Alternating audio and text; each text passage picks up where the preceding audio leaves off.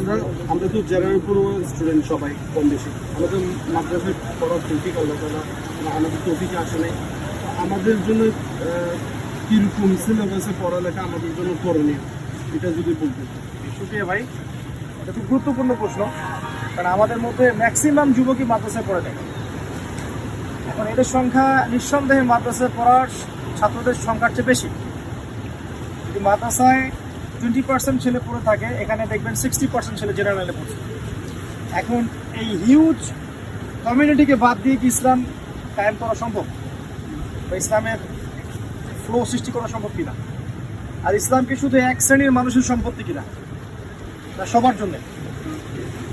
এই জেনারেল লাইনের হিউজ সংখ্যক মানুষ যারা SSC, intermediate, honours, masters, BBA MBA করেছে, মাঝপথে হেদায়েত পেয়েছে অথবা পড়াশোনা শেষ করে হেদায়েত পেয়েছে, এদের জন্য এখন পড়াশোনার কী ব্যবস্থা?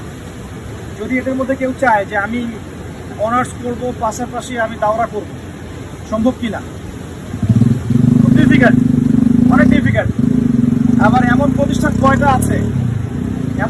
কয়টা আছে যেখানে একটা জেনারেল শিক্ষিত ছেলে জেনারেল পড়ার পাশাপাশি মাদ্রাসার সাবজেক্টগুলো পড়তে পারবে? কয়টা আছে? খুব কম। আবার এমন প্রতিষ্ঠান কয়টা আছে যেখানে আপনি দেখবেন যে জেনারেল ছাত্রদের জন্য 4 বছর, 5 বছর, 6 বছরের মৌলানা কোর্স আছে।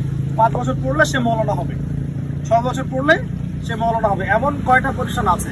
নিঃসন্দেহে এগুলোর সংখ্যা খুব কম, এবং সবাই এগুলোতে ভর্তি হওয়ারও যোগ্যতা রাখে না, সুযোগও রাখে না।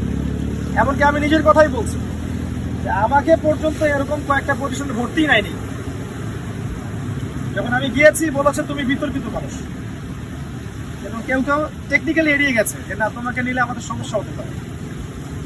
তো আমরা তো অনেক সময় বলি যে দিনের পথে হেদায়েতে আসলে আলেম ওলামা সোহবতে গিয়ে থাকতে হবে, পড়াশোনা করতে হবে। সবাইকে এই সুযোগটা দিচ্ছে আদৌ? এখন একটা জেনারেল লাইনে পড়বো ছেলে